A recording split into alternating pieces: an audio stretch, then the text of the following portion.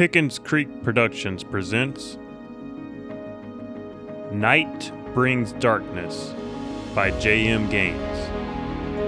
Read by the author, J.M. Gaines.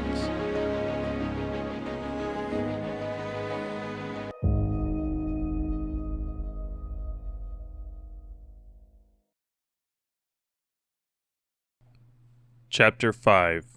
Darkness. By 10, they were back home. Home, sweet home. Lucas sat on the couch. His arm was wrapped around his wife. Samuel had gone to bed long ago. Lucas was determined to get to the end of this movie, and then go off to bed himself. Mary was just playing on her phone. She would go to bed when Lucas did. Davy Crockett, king of the wild frontier, was playing on the TV. Fez Parker, who also played Daniel Boone in a TV series, was making his final stand at the Alamo. Lucas remembered going to the real Alamo with his parents. It had been a small tourist attraction smack dab in the middle of San Antonio, Texas. Not at all like it was always depicted in these epic films. He had always loved a good period piece, mostly the westerns. He had many late nights with his night owl dad watching a good cowboy movie. John Wayne, Jimmy Stewart, all the classic stars. Some of the modern day ones as well. Tom Selleck, Sam Elliott, Robert Duvall. He always had an old soul. Suddenly the TV went off in the house and so did all the lights. They sat in total blackness. "The power just go out?" Lucas said, surprised. Mary answered just as surprised. "I guess it did. That's weird. Is there another storm?" "I don't hear anything. I don't know what happened. Wonder if the breaker could have tripped. You know how the power gets sometimes. Old wires." He stood. "Where are you going?" Mary asked. "I'm looking for a flashlight. I'm gonna go check on it. In the meantime, try and get some candles lit or something."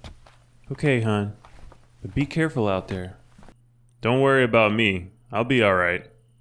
"Just be careful is all I'm asking." Lucas fumbled through the kitchen drawers for a flashlight, feeling his way around. He wrapped his hand around the cylindrical object. He flipped the switch. It would not turn on. "Honey," he said, "where are the extra batteries? These are not working." "Those are brand new. I just put them in yesterday." "Well, I guess this flashlight is broken. I'll just use one of the kerosene lanterns. Now I wish I had invested in a propane one." "This is weird," Mary said, a curious tone in her voice. "What is it?" "My cell phone. It's not working either." "Like there is no signal?" "No. Like the battery is dead and I just charged it." He scrambled into another room and groped around for a box of matches. He lit the wick of the kerosene lantern, then turned the knob to brighten it up. "That's better." "I don't know why your cell phone wouldn't be working. Are you sure you charged it?" He called into the living room. "I know I did. Have you checked yours?" she shouted back. He entered back into the living room, illuminating the light onto her face. "Mine has been dead all day. Forgot to charge it." Lucas turns towards the front door. "Please be careful," Mary said. "I will be." He walked to the door and opened it just wide enough to where he could fit through, then closed it shut behind him. The night air was hot and muggy. He shined the light around the yard. Why is it so dark out here? He looked up at the yard light. It was off. Of course it's off. All the power is off. He noticed the stars that peppered the black sky. They shone so bright, pinpricks of light against the vast dark. He could see millions. He didn't remember there being so many, or at least he couldn't see that many with all the light pollution. But now there were millions. He thought back to when he was a kid. He and his little brother would lay in the cool grass and look up at the stars for hours. They would try to find all the constellations. He had become very interested in astronomy as a kid, but his parents were never able to afford the telescope he asked for every Christmas. He stepped off the porch and walked around the back of the house, towards the tool shed where the breaker was located. These old houses always put the breaker boxes in the most inconvenient places. The light danced with the grass as Lucas bounded down towards the shed. A shadow passed in front of him. Lucas thought back to the thing he had seen in the field earlier in the day. Had that been real? No, it wasn't real. It was just what too much sun will do to a man. There was a rustling in the leaves. Could this be the thing? Was it actually a hallucination? He turned the light toward the source. A figure burst out of the brush towards Lucas and started to run at him. As the figure entered into the range of the lantern, Lucas knew who it was. Rusty, come here, boy. You scare me, you big dog, you. Come on, let's check out the tool shed, boy. Something's wrong with the power. The trusty dog stayed right beside his master, accompanying him to the shed. Lucas entered, lantern first.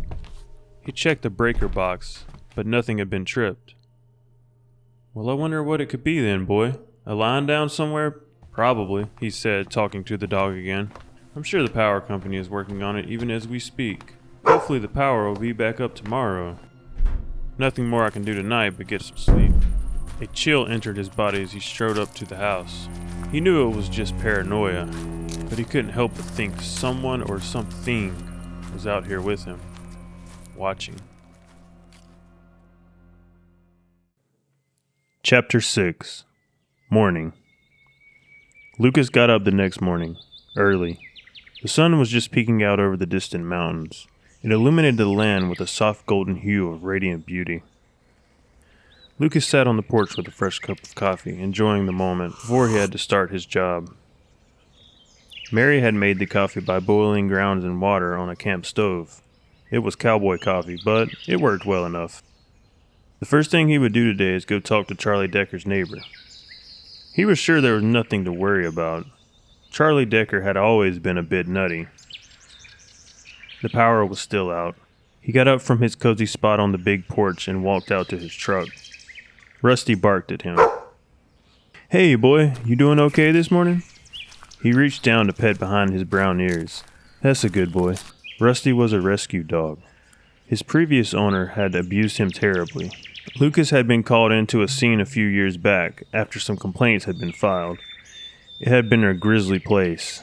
He had pulled up at the owner's home. Junk was strewn everywhere. Dogs lay malnourished in cramped cages, scattered all over the property. Turned out the man was a part of a dogfighting ring and was training these dogs to be fighters. Lucas went and knocked on the door and was greeted with a shotgun blast. Wood splintered into his face as he rolled onto the porch, drawing his sidearm. He wasn't expecting a shootout that day.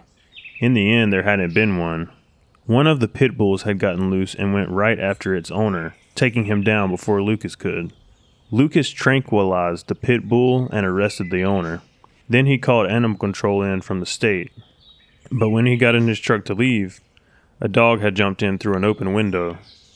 The dog wouldn't get out, no matter how hard Lucas tried to get him to. He thought about Tranks, but when he looked in the dog's sad eyes, he decided against it. Finally, he took him to live with him. Samuel took to the dog immediately, and the dog to him. After seeing that, Lucas couldn't give the dog up. It would break little Sam's heart, and the dog's too, and Lucas's for that matter. Mary had been against the whole affair at first, thinking maybe it was a little too much responsibility for the boy, and that the dog was carrying too much baggage. In the end, she let him stay. They had decided to name the dog Rusty because he was the color of Samuel's rusty bike. Samuel had come up with the name. The dog was a good old hound, loyal as he could be to his masters, a good hunter and tracker. Lucas opened the door to his truck and got into the driver's seat. He turned the key. Nothing happened. He'd had the old truck for many years. It had been a dependable one. When he became a game warden, it wasn't in the budget for them to issue him a truck, so he had to use his personal one, and they just reimbursed his mileage. He had been okay with that, but was always worried it might someday break down on him. Maybe that day was today. He tried again. Nothing. What's going on with my truck? He said aloud to himself. He got out and lifted the hood. Bill came riding up on a bike. How things over here? Bill asked. My truck's not working. I need to get to work and the power is still out, Lucas replied. Bill was sober this morning. Sounds like you and me got the same problems. Oh yeah? Your truck not working either? Lucas asked. Yeah, that's why I rode this bike over here. That's kind of weird. I can understand both of our power being out, but when both of our vehicles are down, that's kind of strange, don't you think? Lucas said.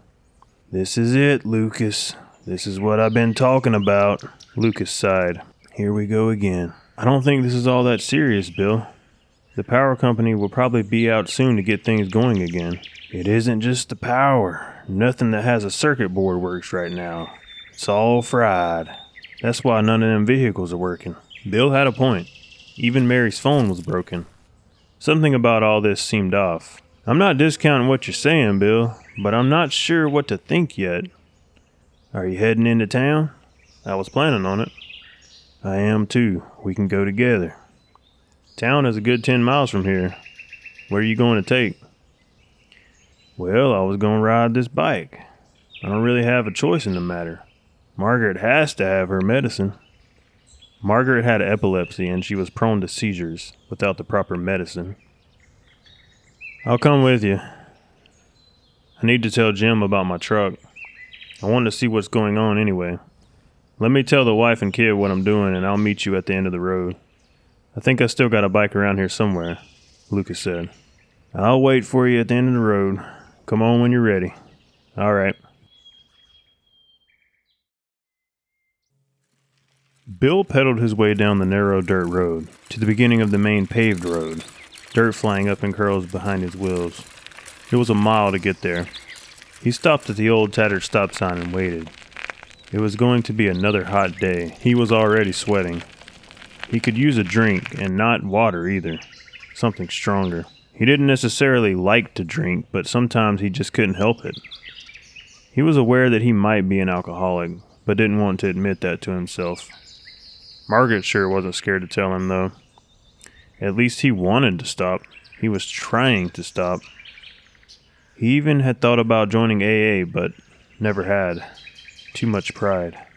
Drinking was not something he wanted to turn to after Vietnam, but it had just happened that way. He had experienced hell on earth during those 3 tours he had taken over there. He had been a POW, prisoner of war, for 6 months at one point. That had been the worst months of his life. He remembered wishing he would just die many times, as his back was severely beaten with bamboo. They would put him through rounds and rounds of torture, waterboarding, rice with maggots, confine him to weeks in the hole, a hole in the ground covered by a bamboo grate. When it would rain, which it did often in North Vietnam, the hole would fill with muddy water. Bill would be forced to just sit in it. His body would become so wretched and wrinkled. The experience was a miserable one. Sickness and infections went untreated. They wanted to break him and his spirit. They almost had. The only thing that had kept him alive was the thought of seeing Margaret one more time, feeling her kiss, and Pete. Pete had made sure Bill kept fighting. He wouldn't let him give up no matter what. Pete had been strong. They were doing bad things to Pete as well, but he never complained, just kept going, kept fighting. Eventually he and Pete hatched a plan of escape from the prison camp, and they had escaped. His PTSD mixed with the American citizens that he had fought to protect turning against him had driven him to the bottle. He missed his kids. They had all grown up and moved away long ago. He missed watching them play in the yard as he sat on the big front porch rocking in his chair. He knew Margaret missed him too. She would never say so, though. They would come visit with the grandkids from time to time. They lived so far off that it rarely happened. He hoped they would be over for Christmas this year. He got off the bike and rolled it to the side of the road, then dropped it. He found a little shade tree and sat down. His joints were already starting to act up. He wasn't that young military man that he used to be, and he hated knowing that. He hated when his body told him that too. He sat with his back up against the tree, rubbing his knees. The shade felt good this early in the morning. It was still humid though, and he felt wet already. He looked around him at the road and the fields surrounding it. The main road, Highway 39, met the dirt road, Rock Walk Road, right at the stop sign. The cornfields were green and flowing out as far as the eye could see. That storm the other night really helped bring some life to this county. It had been dry and they needed that rain, desperately. The birds were chirping their beautiful morning chorus. Then abruptly, They stopped. He heard a low rumble. Something was coming down the main road. It sounded familiar to him. Bill stood up, knees popping, and walked to the main road to get a better view. It was a huge military deuce and a half. He knew he recognized that sound. He had heard it many times in his career. What was the military doing way out here? The heavy vehicle barreled down the slender road and began to slow near the intersection. It came to a full stop right in front of where Bill was standing. The passenger door opened. 2 boots hit the ground as a soldier jumped out. Bill watched the soldier cross in front of the vehicle. The uniformed man headed over to stand right in front of him, gun in hand. Bill didn't like what he saw. 20 years in the military had taught him how to spot trouble. This was trouble. This wasn't the American military. He could tell that right off the bat. The uniforms were all wrong. They were military fatigues, sure enough, but there was no markings or patches, no dog tags, nothing. He reached out and unsnapped the catch over his .45 caliber Smith & Wesson pistol he always carried. The man spoke in a friendly voice. "No need for that, friend. We're here peacefully." "What's the army doing way out here?" Of course, Bill knew this wasn't army, at least not from the U.S. government. This was something else.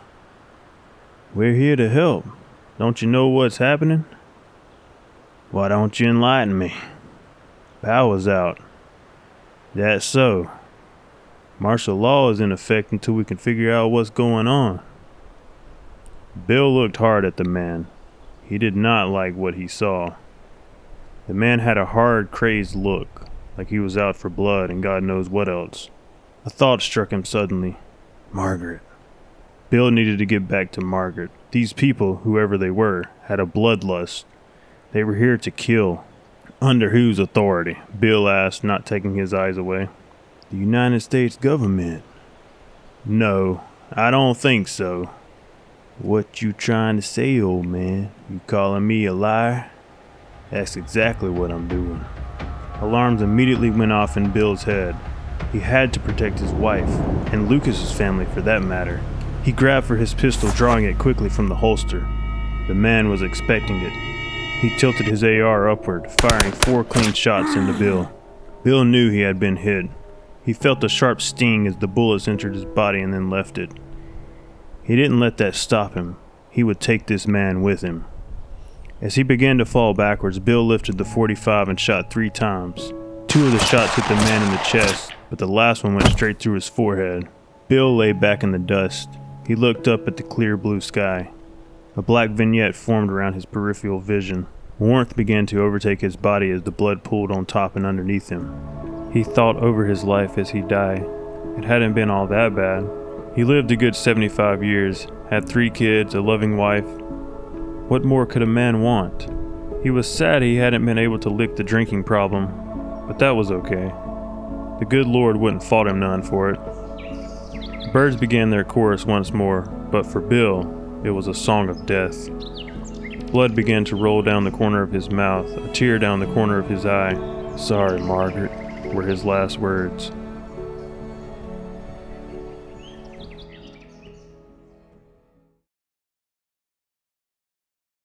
Chapter 7.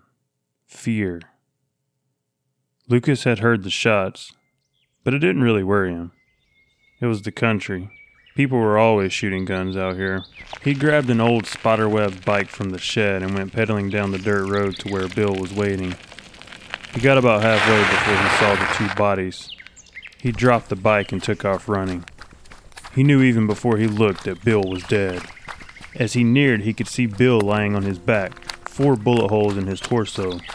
He knelt down beside the body and checked his pulse, just out of instinct. There was nothing. He looked over at the other body lying a few feet away. What had happened here? Why had this uniformed man shot Bill, and why had Bill shot him? Something didn't seem right about all this. "I should have invited you for supper, Bill." Lucas closed Bill's eyes. He knew he shouldn't touch the crime scene, but he couldn't help himself. Bill had been a family friend. Didn't feel right to leave him out here in the open like... He heard a low rumble on the air. Someone was coming. He looked around the bodies for a weapon, but there was nothing. Both bodies had been stripped of their guns. Why didn't I carry my gun? He had left all his game warden gear back home. He didn't think he would need it for a bike ride into town. Now he regretted it. He backed into the nearby trees. The green lushness of summer hid him from view. A huge truck passed right by him, turning onto the dirt road that led up to his house. A thought suddenly snapped into his mind. He would have to come back for Bill later. He ran at full sprint up Rock Walk Road towards his house. Before he even got there, he heard the dog barking wildly. The chickens were cackling in their pen. When he entered the yard, he saw the big truck parked by the house. 2 armed uniformed men were standing on the porch. They wore the same style uniform as the man laying back on the road. The dog was growling and barking at them, but they ignored him. Guess they're not animal killers. Rusty wouldn't attack people anyway, but he would let you know when a stranger was in the yard. This wasn't good. Lucas knew something was off here. He had no weapons on his person except a small pocket knife he always carried. That wouldn't do him any good against ARs. All his guns were in the house, hidden safely away. He had to think of something. Mary and Samuel had probably been awakened by the dog. He needed to protect his family from these strange men, whoever they were. He made his way through the woods around to the back of the house. The coast was clear there. He went in through the back door just as the 2 men kicked in the front one. He needed a weapon. He heard the men walking around in the house. Their voices were muffled through the walls. I don't think anyone is here. If there was, that dumb dog probably warned them he was coming, said a rough voice. Keep looking. Know what our mission is. This voice was much more weaselly sounding. Lucas listened as the men entered the hallway, starting towards the bedrooms. He had to stop them. They couldn't get to his family. He could tell these people had evil intent. He grabbed a big butcher knife from the kitchen drawer. Better than the small pocket knife, but still inefficient. He heard the men open the door to his bedroom. He started stealthily down the hallway. His heart beat violently in his chest. He had never faced down men like this before. Well, that wasn't all true. He had raided houses before as a game warden. It hadn't been like this, though. He had had other people with him back then. Nothing like this. Not men with machine guns. However, he had trained for these types of scenarios before. His police training to become a game warden. He needed to keep a cool head and remember what to do. The old house needed a lot of work. The floor had been unsettled for years. A board creaked under his foot as he walked. He stopped. He knew the men heard him. They began to speak. Did you hear that? Gruff voice said. Yeah, I did. Someone in the hall, Weasel voice answered. He knew he had been caught. He wouldn't go down without a fight. He gripped the knife in his hand. The 2 men made their way out into the hall. Well now, what do we have here? A big man's voice echoed down the hall. The man with the rough and gruff voice. Lucas did not move. He just looked at the 2 men. He had to think how to proceed next. He had to buy himself some time. What are you 2 doing in my house? He asked. We're the military, here to help with the power outages, the Weasel said. He was in fact a skinny weasel-faced man. Then why did you break into my house? The heavyset man smiled sardonically. No one would answer the door. You need to leave. You're trespassing. The Weasel man spoke then while lowering his gun to rest on Lucas. Are you the only one here? His voice squeaked. Yes, Lucas answered immediately. No wife or kids? No. I don't believe you. I don't care. The heavyset man aimed down his sight. Who else are you hiding in here? His voice rough. Years of smoking, probably. Go to hell! The other man turned to his partner and said, just kill him. Both men aimed down their sights at Lucas, placing their fingers on the trigger. Lucas looked down the black bores of the guns that would seal his fate in blood and lead. He hoped Mary and Samuel had gotten away safely somewhere.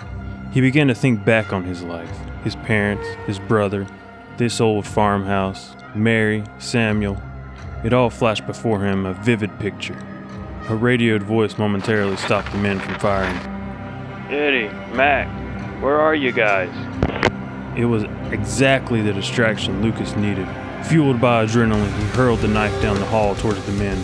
He rushed back into the kitchen before they could react. The knife zipped through the air, spinning blade over handle before hitting the heavyset man in the stomach, hilt first. The big man doubled over. The two men began firing blindly down the hall towards the kitchen. "You can run, but you can't hide," it was the weasel guy. The heavyset man was still trying to catch his breath. Lucas had grabbed another knife from the drawer. He took cover behind the wall as plaster exploded all around him from bullets entering like drills. Drywall dust filled his eyes. He couldn't see anything now. The two men stopped firing and began walking slowly to the kitchen. Lucas heard their footsteps as they drew closer. He was half blinded still by the dust, but he could see a little. He could leave the house back out the back door. His eyes began to water. They were almost to the kitchen. He had no other choice. He made a run for the door. Pain engulfed his side as he hit the table hard, knocking himself to the floor. The stupid drywall dust had really messed up his eyes. He didn't even see the table because his vision was so blurry. He lay there as the two men stepped through the threshold into the kitchen. They stood over him, raised their guns. This was it. There was no saving himself now. He looked to his right hand where he still had a death grip on the knife. He jerked his arm in the direction of the heavyset man's leg, plunging the knife into his calf. It sunk deep, blood running instantly. The big man fell to his knees, letting out a cry of severe agony. Lucas jumped to his feet just as the other man's gun butt came down to smash his head. The man missed. He hit the floor where Lucas had been laying. Lucas took that opportunity to hit the man in the face with a table chair. The chair shattered into splinters and pieces of wood as the man collapsed onto the floor in a lifeless heap. The heavyset man let out a gasp of surprise as he watched his friend fall. He recovered quickly and brought his gun up level with Lucas's chest. Lucas rushed the man in a fit of pure rage. He smashed his fist into the man's jaw, knocking him unconscious. The gun went off, but the bullet hit harmlessly into a wall. The fight was over. Lucas shivered from the shock. He checked the pulse of the man he had smashed the chair into. The man was dead. He felt sick to his stomach at the thought of that. He had killed a man. That was something he hadn't had to do as a game warden. But there was always the first time. He had placed a pair of handcuffs on the unconscious man's meaty wrist and handcuffed him to the stove door. He would take him to Jim Barlow later. The walkie-talkie fired up again. "Mac, Eddie, come in. You two still with us?" Lucas picked it up off the dead man. He had to do something or they would send more men here. He made his voice as deep and gruff as possible, then clicked the button. "Mac here. We're all good." He held his breath. "Okay, meet us at the main road when you're done there." 10-4. Lucas breathed a sigh of relief. He turned the radio off and stored it in his back pocket. That could come in handy. He called out for his family. "Mary! Samuel! Are you there?" There was no answer. Where had they gone? He remembered the trapdoor his father had installed years ago to have easy access to the root cellar. That had to be where they went. Mary was a smart girl. She would know what to do. He hoped he was right. He moved back the rug and pulled the latch to the trap door. He descended down the ladder into the damp cold of the cellar. Oh God, please be down here. He came to the cement ground and jumped to it from his spot on the ladder. He yelled their names once more. He heard a muffled reply. "I'm here," he yelled back. "I'm here. It's me, Lucas. Where are you?" He could hear more clearly this time. It was Mary. "Oh, thank God. We're in here, Lucas. I'm coming out to meet you," she exclaimed. Lucas breathed a sigh of relief. He turned his face skyward. He simply said, "Thank you, Lord." He entered into his wife and son's loving arms. Tears all around. "We saw the truck pull up outside and heard the dog start barking. Then men got out of it. I didn't trust the look of it, so we hid down here," Mary said while embracing her husband. "I'm glad you did. Those are bad men." "What happened out there?" Lucas turned away from Mary. He thought of the dead man that lay upstairs, slain by his own hand. His stomach grew sick once more. He almost threw up, but stopped himself. He had to remain stoic, for both Mary and Samuel's sake. "They killed Bill," he said quietly. "What?" "I found his body right up the road. I came back here and saw two men breaking down the front door." "What about the men that were in the house?" Lucas couldn't hold back his guilt any longer. He sat down hard on the floor and put his head down between his knees. "I had to kill someone," he said, barely a whisper. Mary went to comfort him. "It's okay. You did what you had to do to protect us." Lucas began to sob uncontrollably. Samuel spoke silently at that moment. Mr. Bill is dead? Yes, son. He is, Lucas said in between tears. Mary, through her tears, said, What's happening? Who are these people? And why are they doing this to us? Lucas embraced both his son and wife again. I don't know. But I know we can't stay here. It's not safe. We need to get to town and get to the police. Mary suddenly pulled back from Lucas. What about Bill's wife, Margaret? Her eyes were wide. That sobered him up. I completely forgot about her. I need to go check on her. You can't go back out there, Daddy. Samuel was sobbing. He's right, Lucas. Don't go back out there.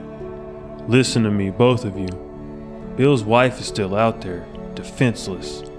I have to get her. It's what Bill would want, and it's my job to serve and protect. You might be killed. I'll be alright. You have to trust me. He opened up a plank and got down a side-scope .30-30 Winchester lever-action rifle and several handguns.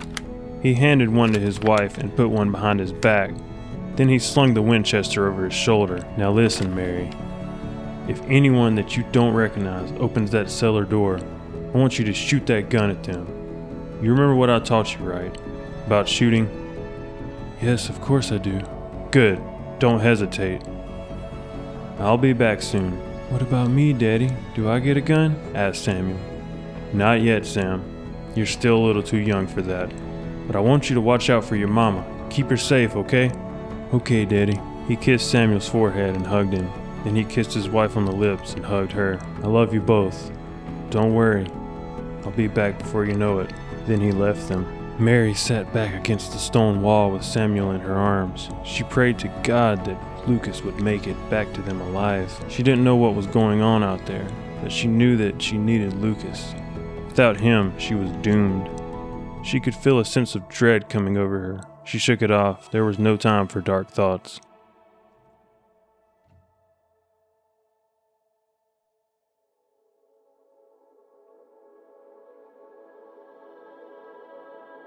You have been listening to the audiobook of Night Brings Darkness by J.M. Gaines.